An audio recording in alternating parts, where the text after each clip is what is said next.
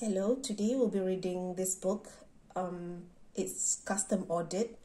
I especially ordered it for my daughter. So the title is Sumayya and the Beanstalk. So instead of Jack, it's Sumayya. They replaced the main character with the character that you want. So I chose my daughter. And then this is Sumayya. Short hair. She had short hair at that time. Round face.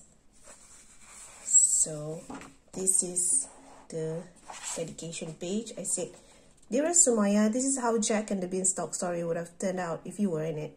I love you, from Mommy." Okay, so that's Sumayya. Once upon a time, there was a little girl called Sumayya.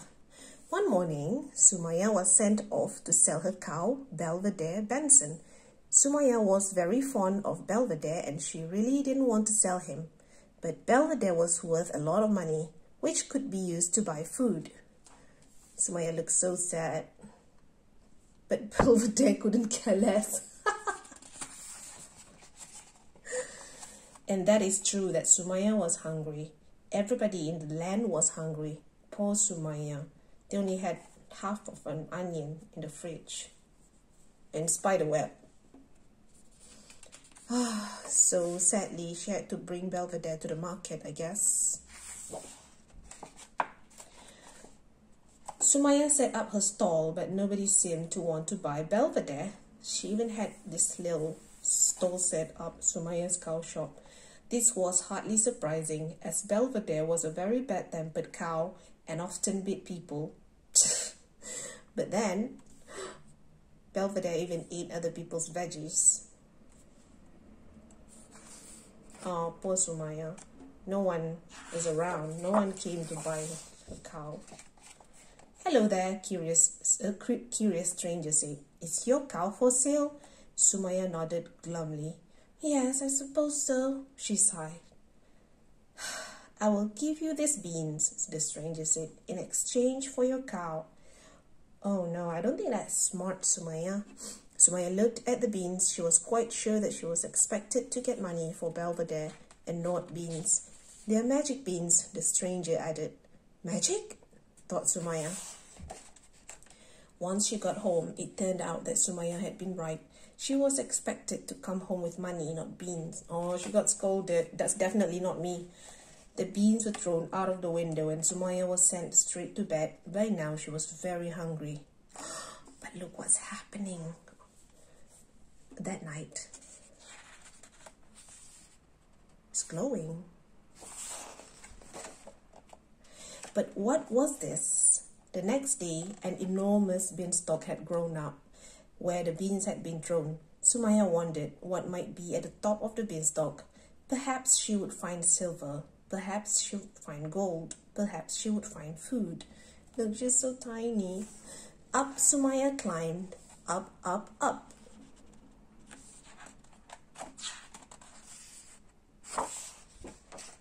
It turned out that magical beanstalks were very tall and magical castles at the top of magical beanstalks were very, very big. But after climbing the magical beanstalks, Sumayya was very, very, very hungry. So onwards she went. Sumayya snuck into the castle's kitchen, enticed by an aroma more delicious than anything she had ever smelled before. Look, there's the magic goose and the golden eggs.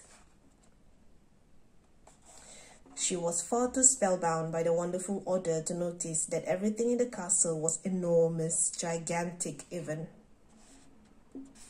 Yeah, we can guess. Probably a giant lizard. The smell was coming from a huge cooking pot. She tried to lift the lid, but it fell to the floor with a clatter. Oh no! At once, Sumayya heard loud footsteps approaching, and a colossal giant burst into the kitchen. "Fee, fee, foo, foom," it thundered. "I smell something beginning with..." It sniffed the air carefully. "S! S? My name begins with S," Sumayya realized. "Can the giant smell me?" "Put it off the scent," she thought.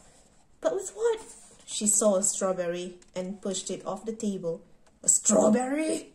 boomed the giant in confusion. "Strawberry does begin with S, but it's not what I can smell. The giant frowned and smelled the air again. Fee, fee, fo, fum, it bellowed. I smell something beginning with S. Took a long, long sniff. And you. S-U? My name begins with S and U. Sumayya realized the giant can definitely smell me. Put it off the scent, Sumayya thought. But with what? She reached an ugly fruit and shoved it off the table. An ugly fruit? Rumbled the giant uncertainly. Ugly fruit does begin with you, but it's not what I can smell. The giant wafted the air beneath its huge nose. Fee, fee, foo, fum, it roared. I smell something beginning with, let me see, S-U-M. M? Sumayya kicked a mango towards the giant, but the giant was still wafting. A? Sumayya shoved off an avocado, but the giant was still wafting. Why? A, finished the giant. A? Sumayya looked around herself in desperation. Far away, on a shelf, was an apple. If only she could reach it. Fee, fee, fo, fum. Sumayya tried to run away, but the giant was far too quick. Fee, fee, fo, fum, the giant roared. I spy a girl called Sumayya. Oh no, it's so big and she's so tiny. Just what are you doing in my kitchen? Stammered Sumayya. Yes, asked the giant. Well, your food smelled so delicious and I was so hungry. Hungry? The giant turned a deep, deep shade of red. Sumayya closed her eyes, afraid that the giant might pop. Is the giant going to eat her? That's terrible, the giant erupted. You must have something wholesome to eat immediately.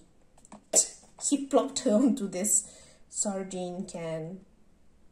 Oh. Sumayya was soon enjoying the tastiest, heartiest bean soup that she had ever eaten. And while she ate, the giant told her its story. You see, I'm the finest cook in the whole kingdom, it explained, but I never have any visitors to taste my dishes. The giant paused and sighed. Sadly, they all run away as soon as they see me. I'm sure Sumayya has a solution. She always does. Well, I think you're nice, said Sumayya. What does it matter how big you are or what you look like? It's what you do that is important. The giant shed one gargantuan, wobbly tear.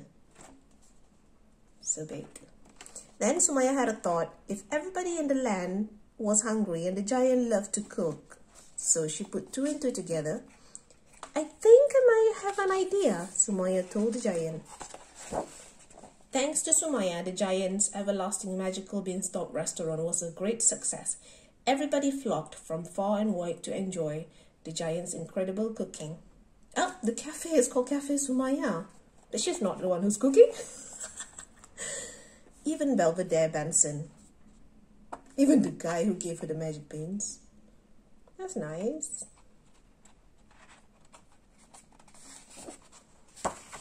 And they all lived happily ever after.